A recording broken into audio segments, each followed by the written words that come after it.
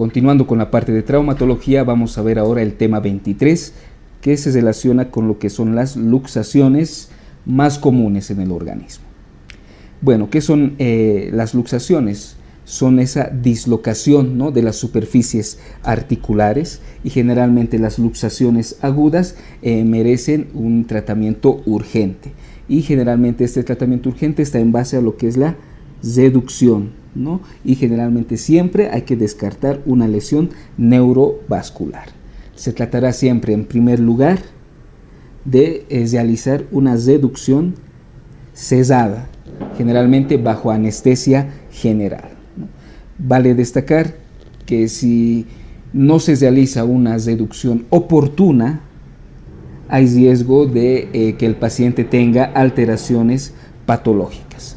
Pero también es importante saber que una reducción inmediata no garantiza un resultado satisfactorio, ¿no? Vemos aquí entonces la imagen de una luxación a nivel de lo que es el tobillo, ¿no? Vendría a ser esa dislocación, se pierde la continuidad en lo que es el trazo de la articulación, hay una dislocación entre las partes óseas articulares comprometidas, ¿no? Las lesiones del cartílago articular, las lesiones de la cápsula, ligamentos y las lesiones que comprometen la irrigación vascular pueden llegar a lo que es una artrosis postraumática, ¿no? Y otro tipo de complicaciones a mencionar son la osificación ectópica y la necrosis avascular. Vamos a empezar ahora viendo las luxaciones más comunes. La luxación de hombro o luxación glenohumeral, ¿no? Como su nombre lo indica, es esa pérdida de congruencia entre la cavidad glenoidea y la cabeza humeral, ¿no? Dentro de las luxaciones articulares, esta luxación de hombro es la más frecuente. Nosotros tenemos y vemos en la imagen lo que es una luxación anterior de hombro y una luxación posterior. Son los dos tipos de direcciones que se encuentran en este tipo de lesión. De estas dos, la luxación anterior de hombro vendría a ser la más frecuente. El mecanismo de lesión, hay un mecanismo directo y un mecanismo indirecto. El mecanismo indirecto es el más frecuente y consiste que el hombro esté en abducción y en extensión y en rotación externa, ¿no? Y ahí se produce el golpe y es donde sale el hombro hacia adelante. Ese es el mecanismo indirecto. Y bueno, esto para la luxación anterior de hombro, ¿no? De cualquier manera hay que saber algo de lo que son las luxaciones posteriores. ¿En qué casos, en qué tipo de pacientes podemos pensar en una luxación posterior de hombro? En aquellos pacientes que han recibido una descarga eléctrica o es que han convulsionado, ¿no? Y por esas contracciones tónico-clónicas es que se ha desplazado el hombro, se ha dislocado el hombro, pero en sentido posterior, hacia atrás, ¿no? Algo muy característico, una fractura asociada a esta luxación posterior es la fractura del troquín, ¿no? Muy característico de las luxaciones posteriores de hombro. Clínicamente, ¿no?, el paciente va a venir agarrándose la extremidad superior afectada, que va a estar en una rotación externa y en abducción, ¿no? Y como vemos en la imagen, el hombro afectado se va a volver más cuadrilátero, ¿no? Y este signo, con esa deformación, se denomina el signo de la charretera, ¿no? Característico, una vez más, de la luxación anterior de hombro. De cualquier manera, hay que realizar una exploración para ver la integridad de un nervio, el nervio axilar. También se denomina nervio circunflejo, es que generalmente se puede lesionar en estas luxaciones anteriores de hombro.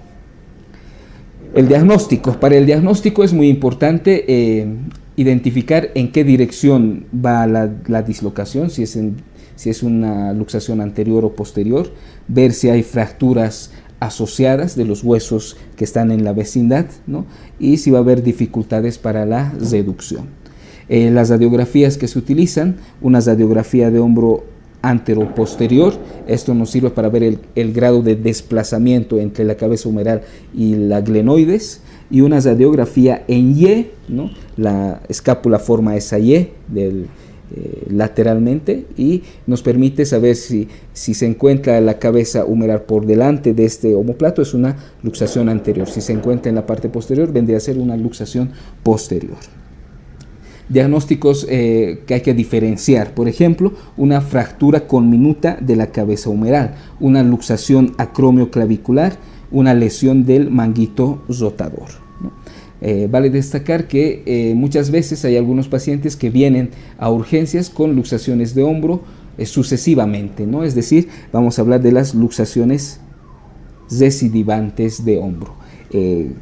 ¿Cuándo o cómo se pueden producir estas luxaciones recidivantes? Generalmente puede ser por traumatismos, ¿no?, que han iniciado mediante un traumatismo que no se ha resuelto completamente, y eso produce las recurrencias. O puede ser por aspectos de laxitud ligamentaria en las personas, ¿no? De cualquier manera, en este tipo de fracturas de luxación anterior, especialmente las recidivantes, se pueden identificar algunas lesiones. Por ejemplo, la lesión de Hill-Sachs y la lesión de Perthes-Bankart, ¿no? La lesión de Hill-Sachs se refiere a que hay una fractura en la parte posterior de la cabeza humeral, ¿no? En esta parte buscamos, esta es la lesión de Hill-Sachs. Ven cómo hay una fractura en la parte posterior de la cabeza humeral.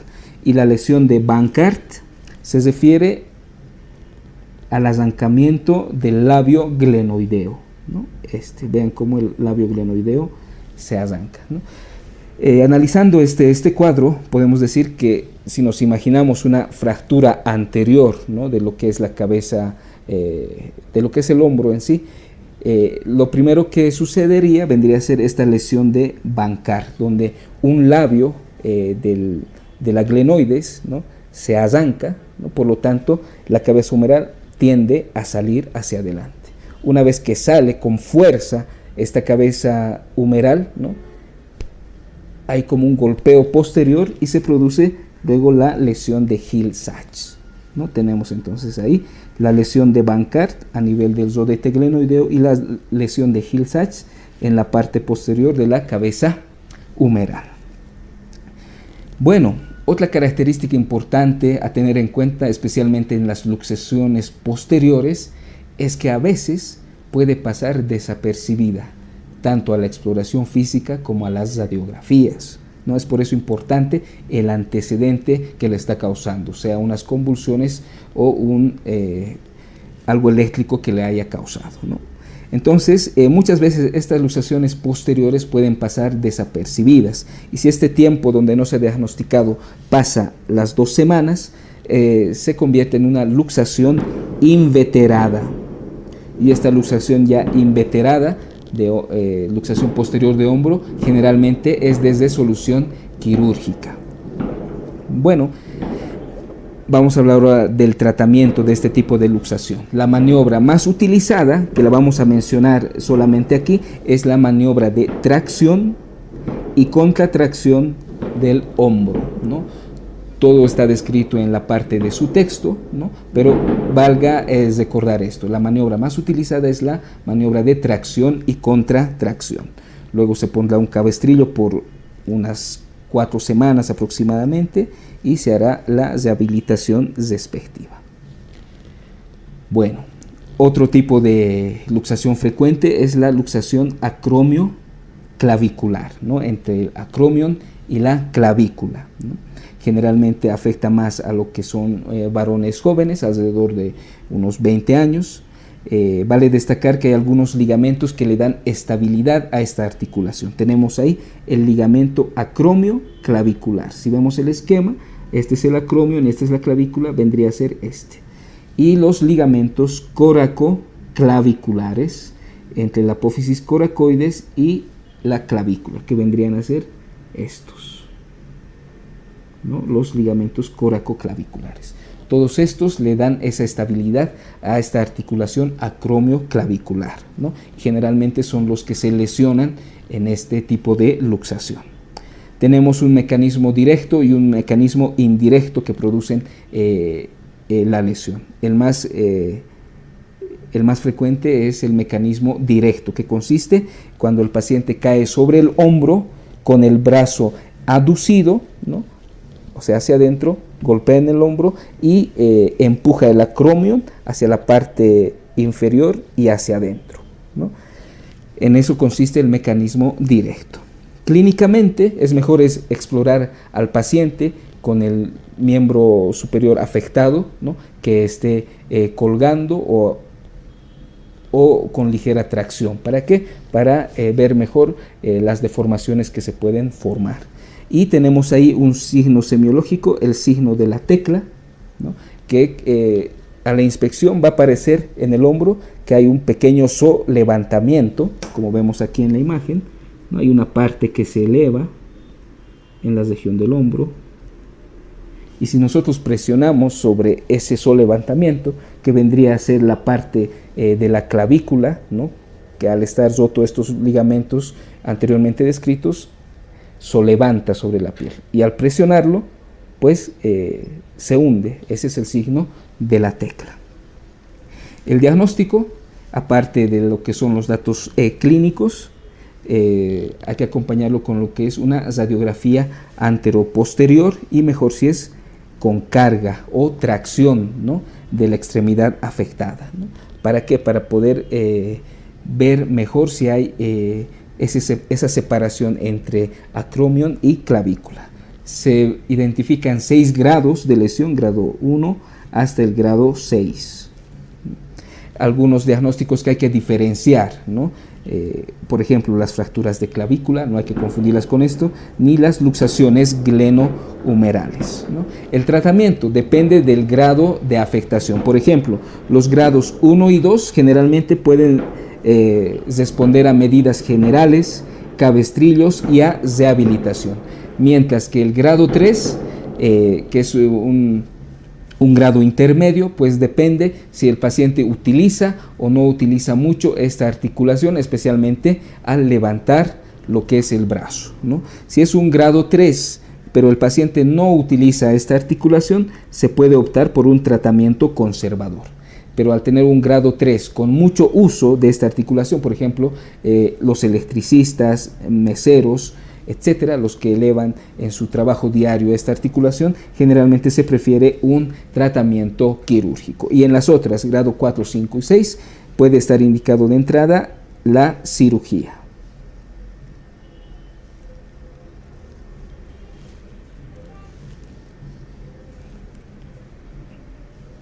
Bueno, luego tenemos lo que es la luxación de codo.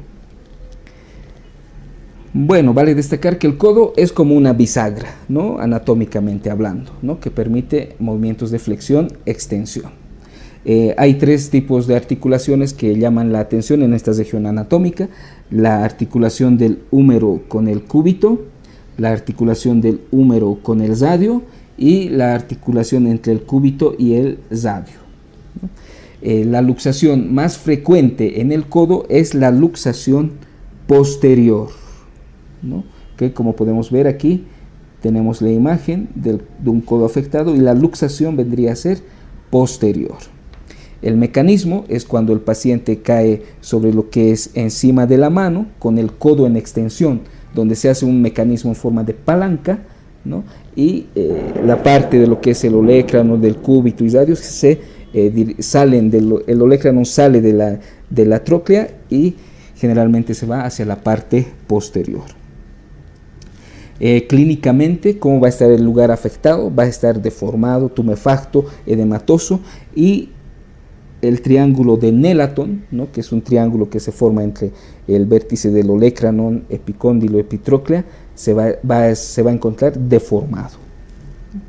De cualquier manera, en este tipo de luxaciones de codo, lo primero que se debe hacer es valorar cómo están los nervios y los vasos sanguíneos, es decir, hacer una buena exploración neurovascular en primer lugar, incluso antes de solicitar las radiografías, antes de hacer las manipulaciones respectivas y después de haber hecho esta exploración neurovascular en primer lugar, luego radiografías, las manipulaciones necesarias.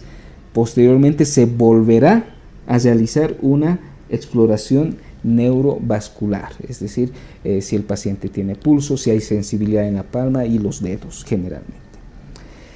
Bueno, una vez ya tratada, se le ha hecho la reducción cesada, ¿no? Generalmente tendría que haber una recuperación del pulso o del flujo sanguíneo. Si en caso esto no sucediera, si no hay una recuperación del flujo sanguíneo, estaría indicada una cirugía, ¿no?, de carácter urgente, generalmente acompañada de una reparación vascular. El diagnóstico, como están viendo, aparte de la clínica, se va a apoyar de lo que son las radiografías, tanto en anteroposterior y lateral de lo que es el codo. En estas radiografías, las partes anatómicas que van a dar el diagnóstico de decir si es una luxación anterior o posterior son lo que es el cúbito, la posición del cúbito y el radio. En este caso, como ustedes están viendo, como se encuentra posterior a lo que es el húmero, vendría a ser una luxación posterior.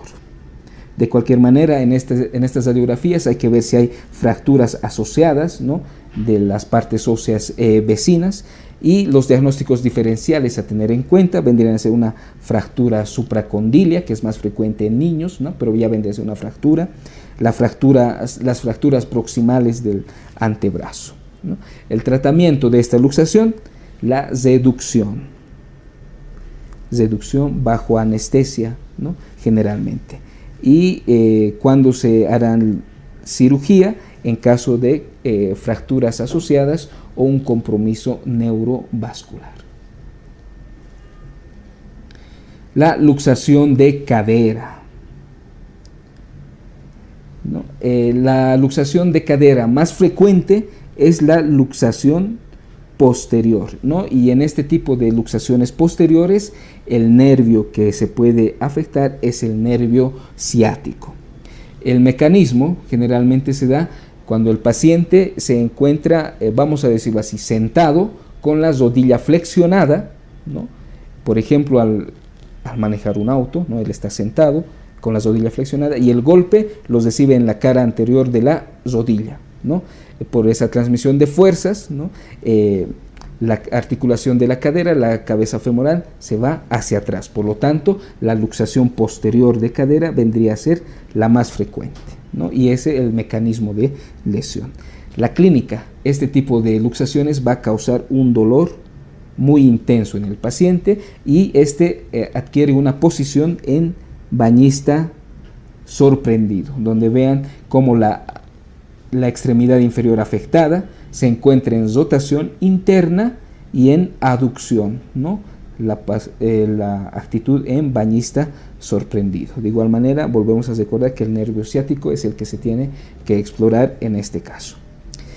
Aparte de la clínica, ¿cómo llegamos al diagnóstico? Por radiografías anteroposteriores de pelvis. También tenemos proyecciones oblicuas, ya sea internas o externas. En caso de fracturas acetabulares asociadas a esta dislocación, generalmente se solicita también una tomografía de pelvis para ver mejor lo que es la parte del acetábulo. Diagnósticos diferenciales a tener en cuenta: la fractura de cabeza o cuello femoral, la fractura transtrocanteria, la fractura del tercio proximal de fémur. El tratamiento que se realiza en este tipo de fracturas va dirigido especialmente a evitar lo que es la osteonecrosis de la cabeza femoral, ¿no? Y generalmente se los realiza por una reducción cesada, ¿no? Y la maniobra a utilizar es la maniobra de Alice para reducción cesada, que estaría descrita en el texto, ¿no? Y si esta maniobra de reducción cesada de Alice no funciona, se procederá a una reducción abierta quirúrgica. De cualquier manera, si la reducción se realiza muy tardíamente, después de 12 horas, el pronóstico empeora. Y si esta dislocación está acompañada de una fractura acetabular, ¿no?, la fractura acetabular en sí se tratará en la fase subaguda. Bueno, y ahora vamos a ver lo que es la luxación de rótula.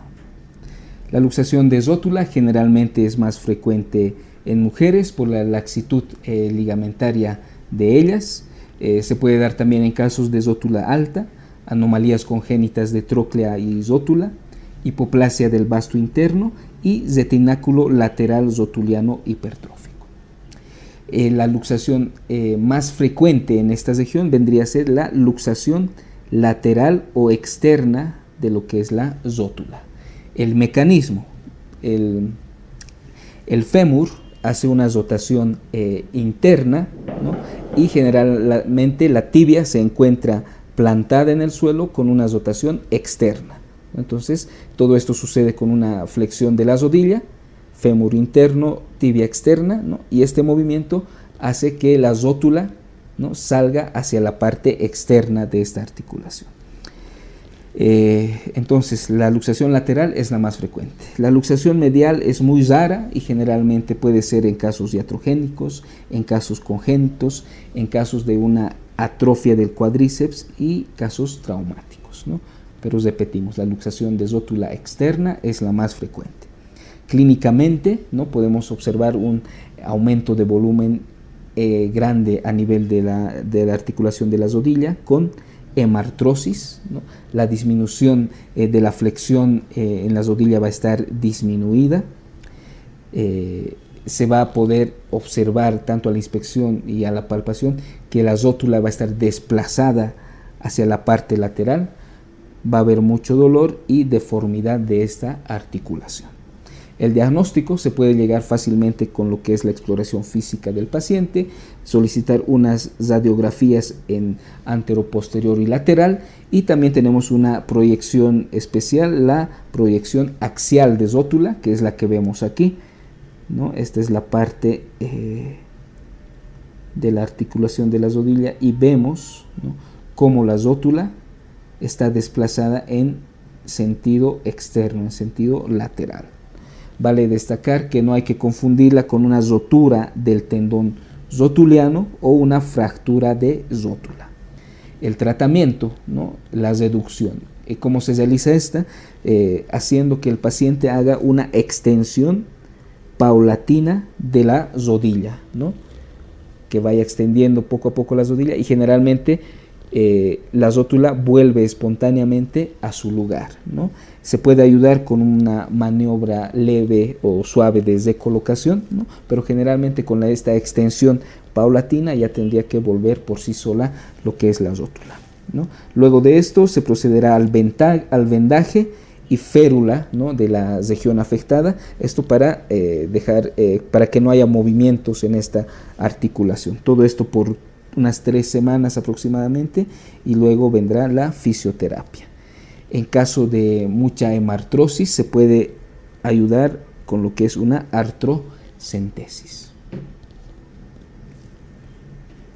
Y bueno, eso habría sido un resumen de las luxaciones más frecuentes en el organismo. Espero que este resumen les sirva para su estudio.